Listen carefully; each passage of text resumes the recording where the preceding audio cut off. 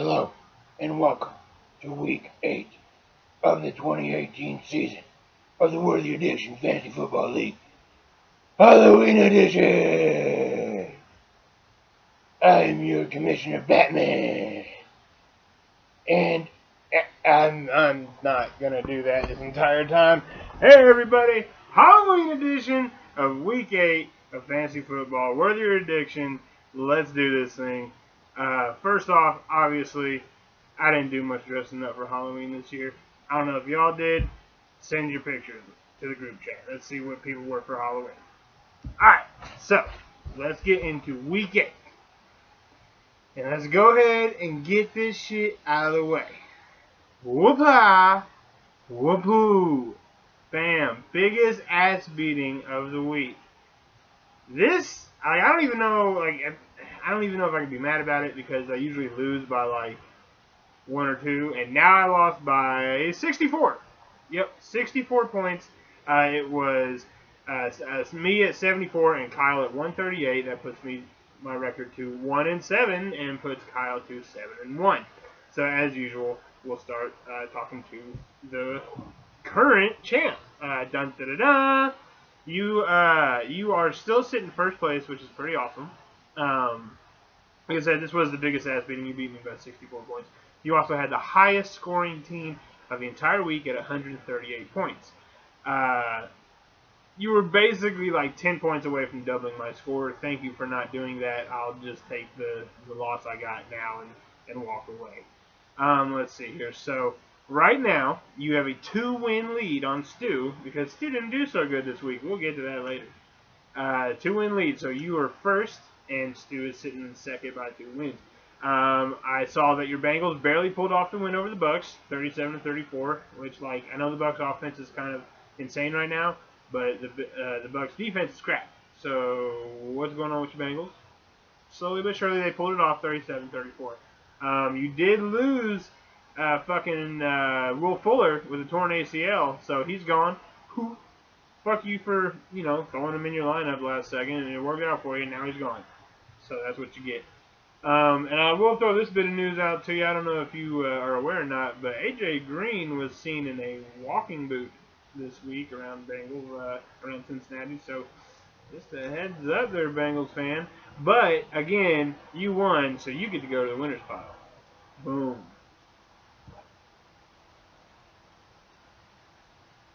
I don't even know what to say. This is a week that you would expect from last place. I was the lowest scoring. I had the lowest scoring player of the week. That was Baltimore's defense sitting at -4 versus who? Carolina. I feel like Carolina is the league's new official team, at least for this year, because we're all about some Carolina. Let's see. On my bench, I left Mark Evans for 23 and Aaron Jones for 14. Does not matter because I was still 64 points down from Kyle. So, as usual, the sacrifice keeps sacrificing. But Rams beat the Packers 29-27. On top of that, at the trade deadline hit, we grabbed Dante Fowler, just a little edge rusher, just to add on to our defense, to make it a bit better. And we're just going to keep doing what we do. So Rams win, I lose. I don't even know what LAR is, but it sucks, whatever it is. So, yeah, I will go over to the losers pile, and we will move on to the next matchup. Mike, sitting there with his pirate patch and piece of pipe. AJ, the unicorn horn helped you grow a unicorn beard, a rainbow beard. It's like, I don't know, man, like, you've been babyface pretty much the entire time I've known you. And for you to make that choice now, good on you. You stay strong, buddy. So, Mike, over here, pulled it off over AJ, 98-96. That was the closest game of the week at a 2 points difference. Mike went 5-3, AJ is now 3-5. So let's talk to old Mikey over here. Tom Brady, buddy, went for 12 points. That's Tom motherfucking Brady. Against who? The Bills. And we will talk about the Bills later. But Tom Brady for 12 points. You had Dalton on your bench. He doubled Brady's score for 24. Again, it doesn't matter because you won, but I'm just saying it was there. So overall, you really couldn't have set a better roster. You had one or two, like I said, Brady for Dalton. That's about it, really. The Cowboys are on bye, so nothing major there. So I think the biggest thing that we're going to get out of Mikey this week is a Carolina defense update. What was that? Alright, so Mike had the Carolina defense this week, put him in for 8 points. It beat 6 people. The Carolina defense played better than 6 defenses this week. Let's find out who. Me. Negative 4 points with Baltimore's defense. AJ with Philly defense. Gerwig with Indiana's defense. Aaron with Houston. Slim with Minnesota. And Stu with the Rams. All had less points than the Panthers defense, which is fucked up, but yet not surprising. Let's move on to Beard Boy. Man, like I said, I don't know if it's because you grew the horn or just like the hormones got going, but that's quite the lovely rainbow beard you have going on there. So let's see here. Oh yeah, Jameis Winston, your quarterback, went for 10 whole points. He did worse than Tom Brady by 2. Like, we knew he was going to do worse than Tom Brady, but that close. He got replaced by Fitzpatrick in the middle of the game. That's it. Your quarterback's done. You're not getting any more points. What I saw, though, was sitting on your bench, and that was Matt Stafford. I didn't write down how much he had, but it was way more than 10 and would have won you this game. But you, being a Lions fan, knew better than to trust the Lions, and so that ended up losing the game for you. Just like the Lions lost to the Seahawks 28-14. And not only that, but the Lions just lost Golden Tate. Golden Tate off to the Eagles in a trade offer. So Golden Tate gone. Lions lost. AJ lost. It's a good week. All right, losers pile with me. Let's move on then to Gerwig. Whoosh. Rainbow hair. Aaron. Whoosh. Oh, that tick's getting bigger. So, let's see here. Yeah, no, the rainbow look was popular this week. Especially you. I don't know if it's AJ's raging hormones that's causing your rainbow hair, or what might be spilling out of your mouth. But, I shouldn't talk too much shit because Mr. Gerwig was the big winner this week with 133 over Aaron's 121. That's a 12-point difference. That puts Gerwig to 3-5, puts Aaron to 4-4. It's not often that we get to talk to Gerwig first. Hey, buddy, you look like you've had a rough time this year. Maybe not as bad as mine, but pretty close. So let's see what we got going on here. Okay. Together, we'll throw Aaron back up. Whoop. Together, you guys had the highest combined score for 254 points this week. That's pretty impressive. Aaron, we'll mention this real quick because it pertains to Gerwig. You had the highest scoring player once again. That's active player. Once again, Patrick Mahomes for 34 points. The man is fucking insane. But, so we'll get back to it. But if Gerwig had played Watson benched on his bench for 40 points, you would have had the highest scoring player. You could have had a lot more titles going on this week with Watson, not just the highest combo score. You'd have also gotten the highest overall score and highest and highest scoring player. But Watson was on your bench, so you got none of that shit. None of it. Now, I do want to bring this up. You have Chicago's defense sitting on your bench. Why would you play Indiana's defense over Chicago? I don't care if Mac was hurt or not. Fucking Chicago's got the motivation behind him right now. Indiana's fucking Indiana. And, again, you won, but Indiana was one of your weak points, and I think you probably saw that coming. The Bills, like I said earlier, lost to the Pats 25-6 in a terribly shitty Monday game. Let's talk about that really quick. So, the Patriots neither team really did that great. Like, there's 25-6 lead. That all happened in, like, the fourth quarter. For 3 quarters, the Bills and the Pats just kind of ran into each other for a while, threw a ball around, and nothing much happened.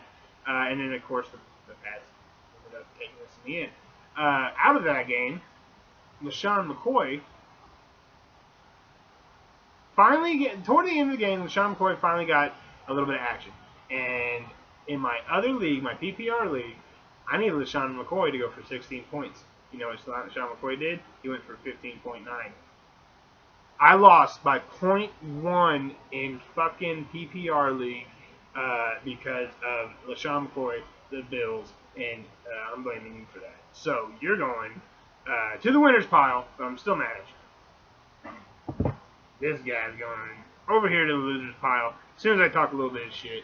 Like I said, not a lot going on. You did have the highest scoring player, Patrick Mahomes, 34. I mean, 121 is a respectable fucking score, even though you did lose.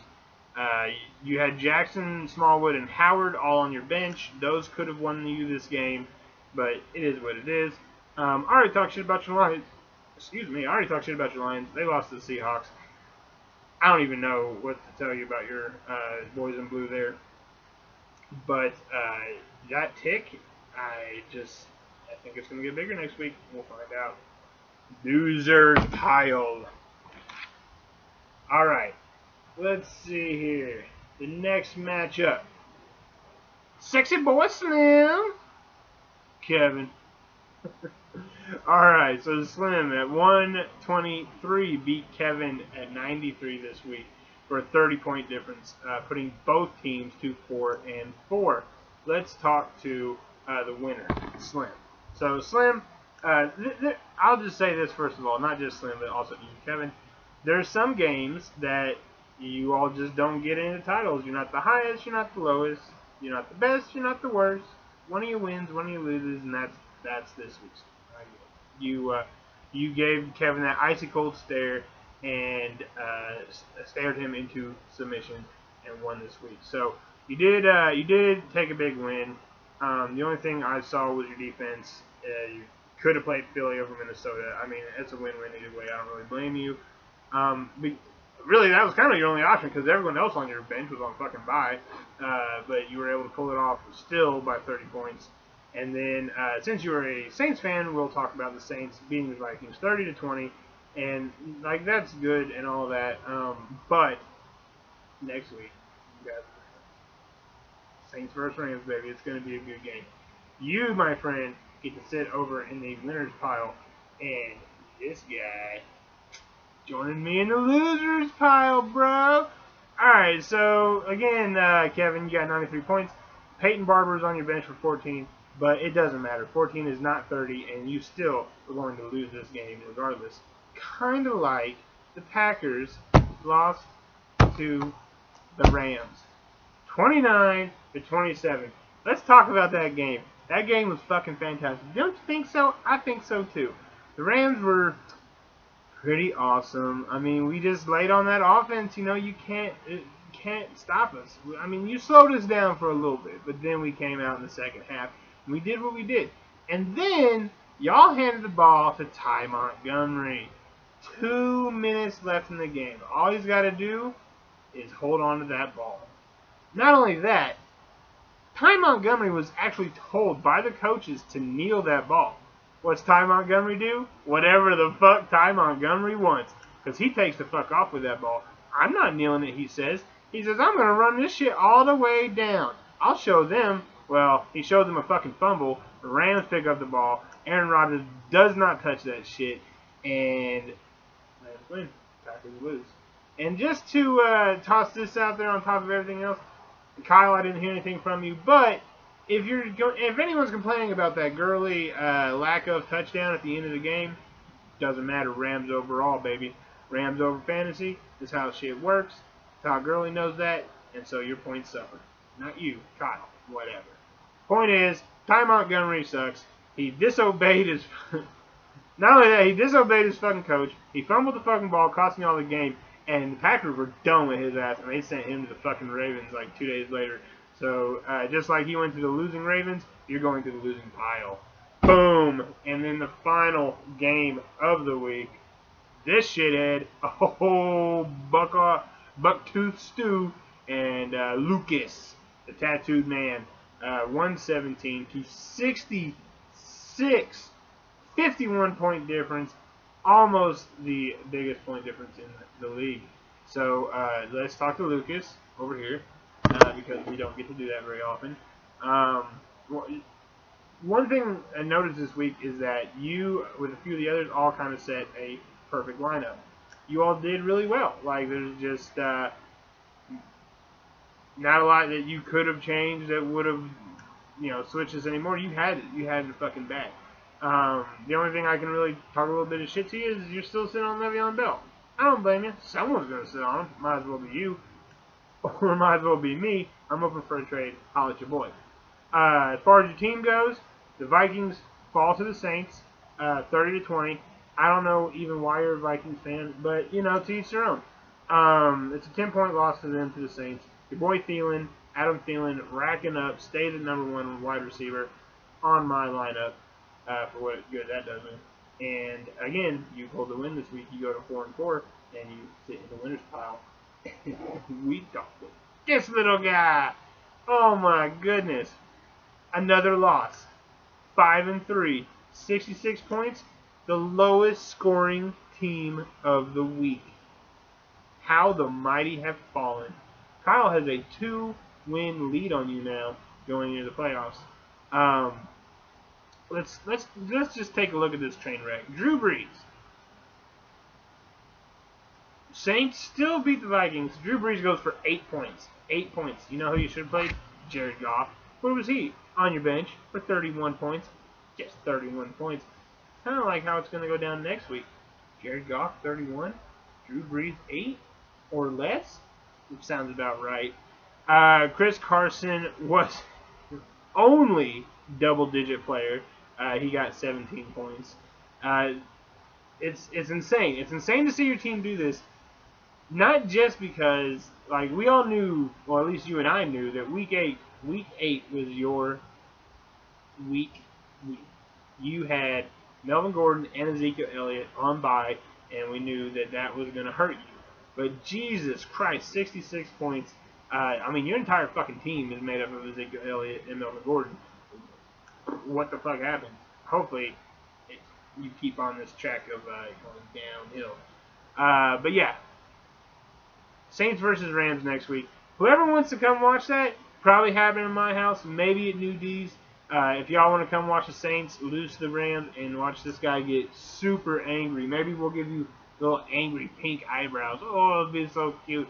You're going to be so mad. I can't wait. And that's it. That's it for the Week 8 roundup. There are still 2 people that haven't put logos up. I think they are Lucas and Kevin. I would blow the whistle on you guys, but it's late and baby's asleep. The trophy, let me get that for y'all. I'll show it off one more time.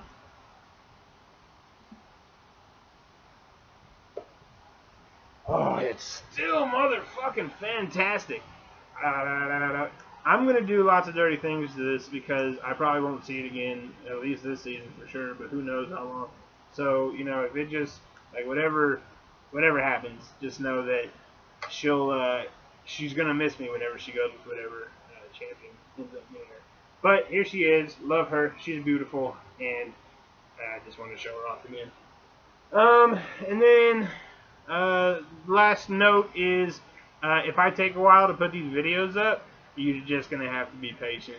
I got a lot of shit going on. I got 2 kids. It's Halloween yesterday and today, apparently, for Kentucky.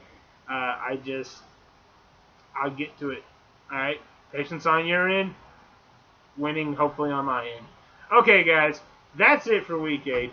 Good luck in Week 9. Rams rule.